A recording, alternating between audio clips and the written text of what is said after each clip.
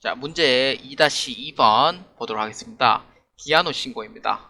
자, 기한후 신고는 이제 문제가 어떻게 나오냐면은 이제 부가세 신고를 아예 안 한 거예요. 신고를 안 하고 신고 기한을 넘어서 이제 납부를 하는 경우를 얘기합니다. 그래서 확정 신고 기한은 1월 28일까지인데 2월 4일에 신고 납부를 했다. 이러한 내용의 문제가 되겠습니다. 자, 그래서 보시면은 자료 1번은 전자세운기산서 발급 목록 매출, 매입 전자세운기산서 신용카드 매출 자료입니다. 개인 한진수에게 제품 매출한 겁니다. 자, 자료 설명 보시면은 자, 1번에 자료 1에서 3은 2019년 제2기 과세기간 최종 3개월의 매출과 매입 자료다. 본 문제에 하나여 신용카드 매출 전표 발급 업종으로 가정한다. 자, 제2기 부가가치세 확정 신고를 기한 1월 28일에 신고를 못하여 2020년 2월 4일에 신고 납부를 하고자 한다. 자, 예정 신고는 적법하게 했고 상기 자료는 자료 외에 거래는 없다. 그러니까 즉 이 자료만 이제 전표에다가 입력을 하라는 의미예요. 자, 평가 문제는 총 3개입니다. 첫 번째는 거래자료 입력. 어디에? 메인 매출 전표에 거래자료 입력하고요. 두 번째는 이제 부가세 신고서 그 작성을 하고요. 작성보다는 반영이 낫죠. 그 다음에 가산세까지 반영하는 이 3가지의 문제 요건입니다. 그래서 1번부터 3번까지 순서대로 한번 해보도록 하겠습니다. 자, 기한후 신고입니다. 자, 일단은 자료 1번부터 이렇게 순서대로 보도록 하겠습니다. 1, 2, 3, 4 이렇게 해서 보도록 하겠습니다. 자, 날짜는 11월 20일입니다. 자, 날짜는 11월 20일입니다. 자, 유형은 매출 전자세운기단서입니다. 전자세운기단서 발행 종류는 자, 여기 보시면은 영세, 일반 카드입니다. 그래서 일단은 이제 매출 영세로 입력합니다. 자, 그냥 제품 치면 되고요. 공급 가입가 세액 입력합니다.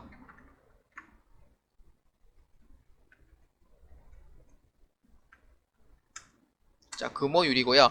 전자 이제 세운기단서죠. 여하고 붕괴는 뭘로 하라고 되어 있냐면은 이제 평가 문제 1번에 적혀져 있어요. 평가 문제 1번에 이제 모든 거래는 외상으로 처리를 하며 전자세운기산서 발급 거래는 전자입력으로 처리할 것입니다. 그래서 외상으로 하랍니다. 그래서 외상으로 해서 이렇게 처리를 해주시면 됩니다. 자, 11월 20일 그 다음에 12월 20일 입력합니다. 똑같이 해주면 돼요. 금액 2,500만원, 세액 250만원 해가지고 주식회사 대동유리 입력합니다.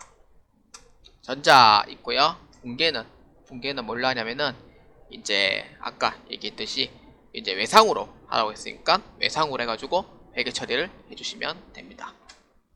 외상으로 해서 회계 처리를 해주시면 됩니다. 그 다음 매입 세 번째 2019년 12월 25일입니다. 유형은 매입 과세입니다. 제가 이거를 전표 입력을 왜 빠르게 하냐면은 설명해 줄 부분이 없어요. 그래서 그냥 보고 입력만 하면 돼요. 이거는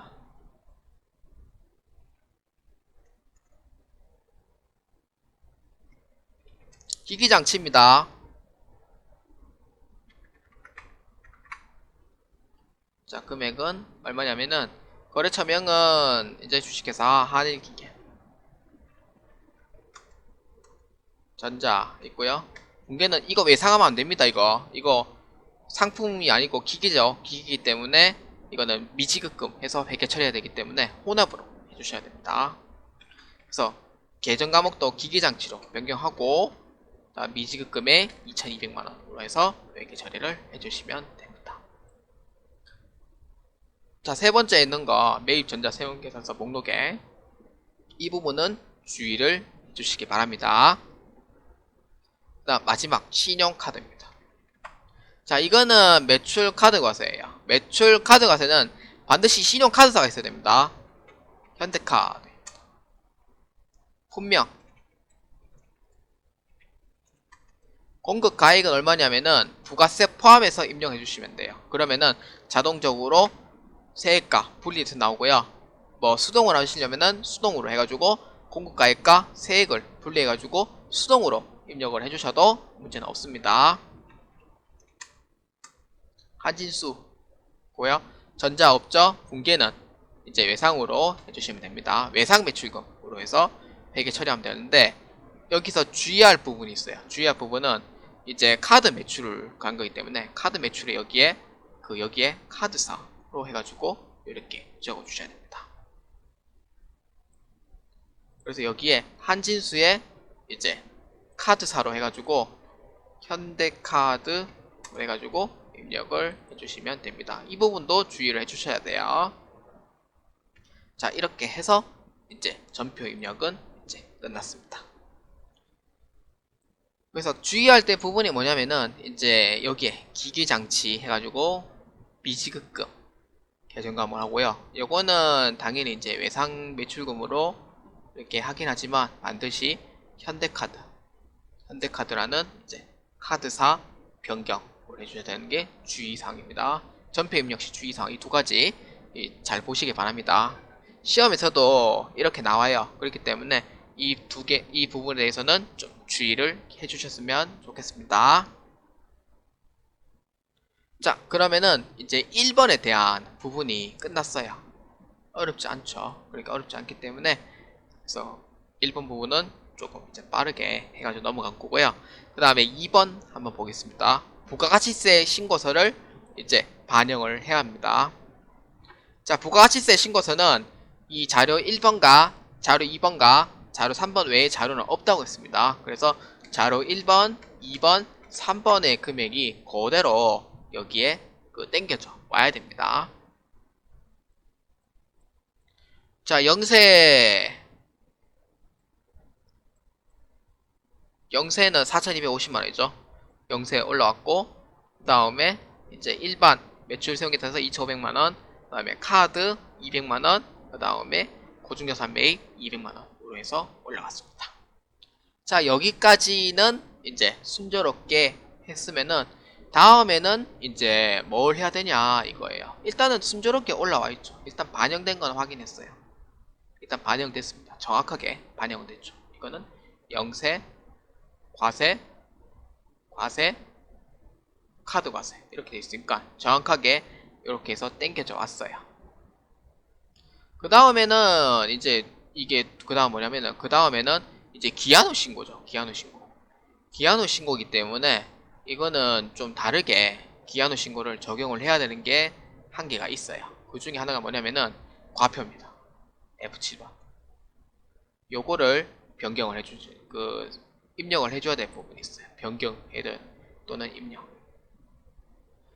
자, 이거는 왜 해줘야 되냐면은 과세 표준 명세서는 이제 정상적으로 신고하는 경우에는 이제 뭐 부동산, 뭐 간주 임대료라든지 아니면은 사업과 관련 없는 부분에서는 그냥 입력만 금액만 좀 조정해 줍니다. 그런 부분이 있지만 이거는 기한후 신고이기 때문에 이게 간주 임대료가 없으면 입력을 안 해요. 근데 기한후 신고 같은 경우에는 반드시 이 날짜를 입력을 해주셔야 됩니다.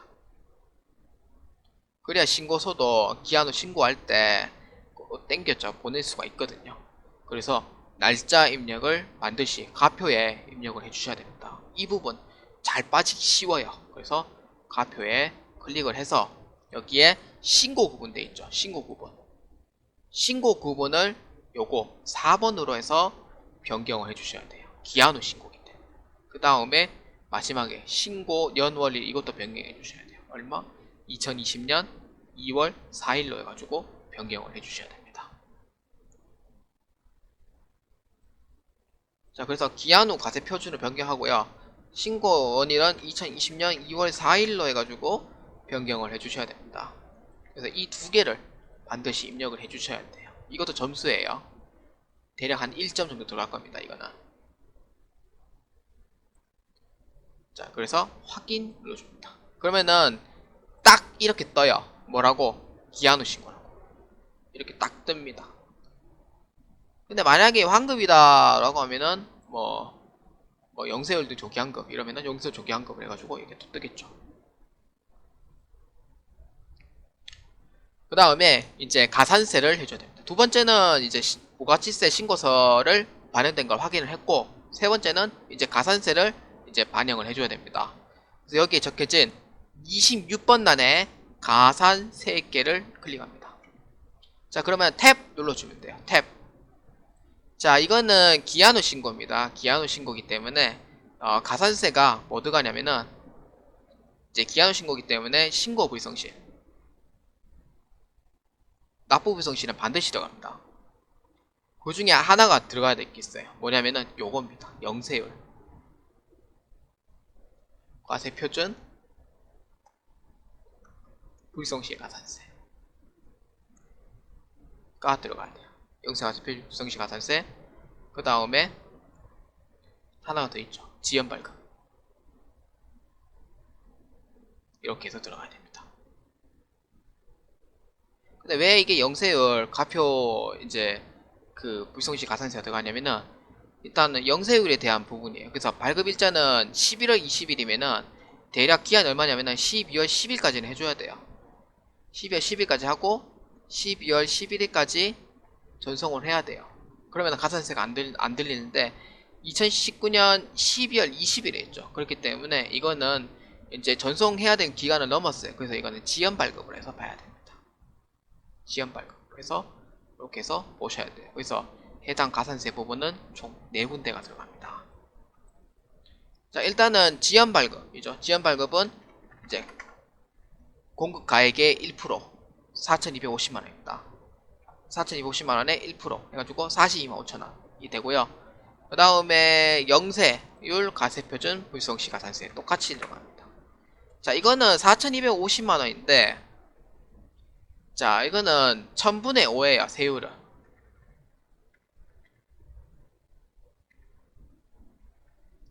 그래서 21만 2,500원인데 여기서 나누기 2만큼 해줍니다. 나누기 2가 아니고 자, 곱하기 이제 그 한 달 내에 하는 경우 이제 그 가산세 감면됩니다. 그래서 0.5 해가지고 10만 6,250원만큼 입력합니다. 10만 6,250원 입력을 해줘야 돼요. 이거는 영세율 가표도 있기 때문에 영세율 가표, 그 다음에 지연발급 이 두 개가 해당이 됩니다. 자, 그 다음에 신고불성실하고 납부불성실 입력해줘야 돼요. 자, 신고불성실은 무신고에 해당이 됩니다. 기한 후 신고기 때문에 무신고에 해당이 돼요. 그래서 얼마냐면은 이 금액과 이 금액을 더한 70만원에 70만원 곱하기 20% 곱하기 1개월 이내에 이제 그 신고 납부하는 경우에는 50%만큼 감면이 됩니다. 그래서 이 금액만큼을 해주셔야 돼요. 근데 요거는 왜 안 되죠? 라고 생각할 수 있죠. 이거는 기한 후 신고는 이제 매입세액 자체가 공제가 안 됩니다. 원칙적으로 매입세액 자체가 공제가 안 돼요. 그렇기 때문에 신고 불성실에서는 이 부분이 이제 빠진 겁니다. 이 부분이 빠진 거예요. 그래서 이제 여기에 이제 가산세를 한번 입력을 해보도록 하겠습니다. 자, 부신고이죠. 70만원에 이제 70만원에 곱하기 0.2 곱하기 1개월 이내에 신고하는 경우 이제 50%만큼 감면이 됩니다. 7만원입니다. 7만원. 자, 그 다음에는 이제 뭐냐면은 그 다음에는 이제 납부불성실도 해야 되겠죠. 아까 얘기했듯이 납부불성실도 똑같이 합니다. 자, 그러면은 이제 미나미수가 나오는데 미나미수는 이제 7일이에요. 7일이기 때문에 2020년 1월 28일 납부기한이지만 납부일은 언제? 2020년 2월 4일 납부. 그래서 7일입니다. 그래서 1225원입니다. 이렇게 해서 이제 완벽하게 해야지 가산세가 끝나고요. 가산세는 아까 얘기했듯이 총 4곳입니다. 세운계산서 지연발급, 그 그 다음에 영세율, 가세표준 불성실, 그 다음에 무신고 가산세, 그 다음에 무신고, 신고 불성실 가산세, 그 다음에 납부 불성실 해가지고 총 4가지가 들어가게 됩니다. 자, 그렇게 해서 총 602,475원만큼 이제 가산세가 들어가게 됩니다.